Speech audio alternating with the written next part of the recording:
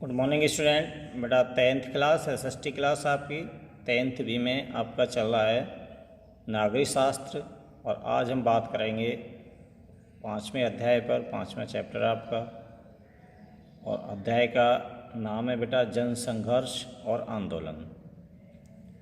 संघर्ष जो आंदोलन चले किस तरह से चले उसके बारे में बात करेंगे। Popular struggles and the movement, ठीक है, किस तरह से हुए। तो पहले हम बात करते हैं नेपाल के बारे में।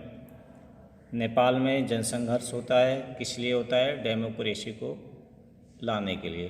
क्योंकि इससे पहले नेपाल में क्या था? राजतंत्र था और वो जो है राजा के द्वारा ही जो भी निर्णय लिए जाते थे राजा के द्वारा ही लिए जाते थे। सारा जो कानून व्यवस्था थी राजा के अनुसार चलती थी। इसलिए वहाँ पे जनसंघर्ष हुआ डेमोक्रेसी के लिए, प्रजातंत्र के लिए, लोकतंत्र के लिए कि सभी को अधिकार मिलने चाहिए, समान अधिकार होने चाहिए सभी के, किसी के साथ भेदभाव नहीं होना चाहिए, कानून सबके लिए समान होना चाहिए। तो उसके लिए नेपाल में लोगों ने एक संघर्ष आंदोलन चलाया। कब चलाया? सन 2006 में नेपाल में एक आंदोलन प्रारंभ हुआ था, 2006 में। इस आंदोलन का लक्ष्य था देश में लोकतंत्र को पुनः लागू करना। देश में लोकतंत्र आना चाहिए, जो सरकार है वो लोगों के द्वारा चुनी जानी चाहिए, प्रजातंत्र या लोकतंत्र होना चाहिए। यानी शासन की जो बागडोर है राजा के हाथ में न होकर जनता के हाथ में होनी चाहिए, जनता को सौंप देनी चाहिए।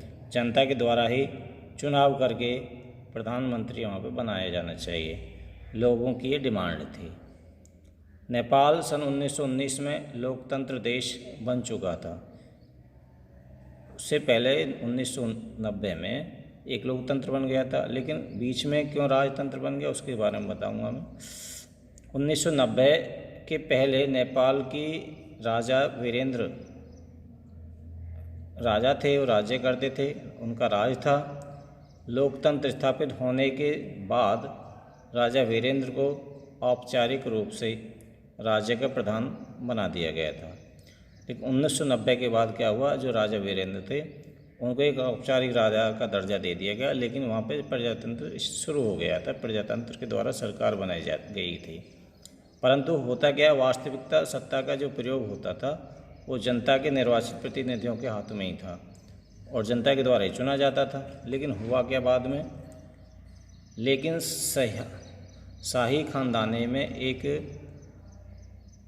रहस्य में कत्लेआम हो गया। कत्लेआम मतलब उनकी मर्डर हो गया। किसका?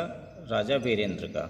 राजा वीरेंद्र की रहस्यमय ढंग से उसकी फैमिली की पूरी एक हत्या कर दी गई। जिससे क्या हुआ, फिर नया एक राजा आया और जिसका नाम था राजा ज्ञानेंद्र। उनकी हत्या हो जाती तो राजा ज्ञानेंद्र को वहाँ पर राजा बना दिया गया नेपाल में, और नए राजा जो ज्ञानेंद्र बनते हैं। लोकतंत्र शासन को स्वीकार करने के लिए तैयार नहीं थे। उन्होंने क्या किया? जो लोकतंत्र था, जो प्रजातंत्र था, उसको स्वीकार उन्होंने नहीं किया। उन्होंने कहा भाई राजतंत्र रहेगा, लोकतंत्र नहीं होगा। लोकतंत्र के रूप में निर्वाचित सरकार को उन्होंने भंग कर दिया, पूरी तरह से भंग करके, और कमज़ोर उन्होंने फ़ायदा उठाया। उस समय जो राज्य सरकार थी कमज़ोर था और उस कमज़ोरी का उन्होंने फ़ायदा उठाया। सारी राजनीति शक्तियाँ अपने हाथ में ले ली राजा ज्ञानेंद्र ने। पूरे देश की बागडोर उन्होंने संभाल ली। लोकतंत्र व्यवस्था को ख़त्म कर दिया गया। सन 2005 की फरवरी में राजा ज्ञानेंद्र ने वर्तमान प्रधानमंत्री को हटा दिया और निर्वाचित सरकार को भंग कर दिया गया। तो पूरा राजतंत्र जो उसमें जो आपका प्रजातंत्र था उसको सबको ख़त्म करके राजा ज्ञानेंद्र स्वयं एक राजा बन बैठे और उनके अनुसार ही संसद और वहाँ की कानून व्यवस्था चलने लगी और उनको विशेष अधिकार मिल गए। जब उन्होंने प्रजातंत्र को ख़त्म कर दिया तो उन्हें विशेष अधिकार मिल गए। अब सारा कानून व्यवस्था की जिम्मेदारी देश को कैसे चलाना है राजा के हाथ में आ गई, सारी बागडोर। इस तरह से जनता ने उनके खिलाफ एक आंदोलन चलाया और आंदोलन चला के उनकी डिमांड थी कि दोबारा पुनः देश में, नेपाल में एक लोकतंत्र की स्थापना होनी चाहिए। इसलिए वो सारी पार्टियां मिलकर के वहाँ पे एक 7 पार्टी अलायंस थी, नेक्स्ट वीडियो में बताऊँगा, सारी मिल कर के उन्होंने और एक मूवमेंट चलाया, एक आंदोलन चलाया प्रजातंत्र बहाल करने के लिए नेपाल में। तो ये था आपका नेपाल का संघर्ष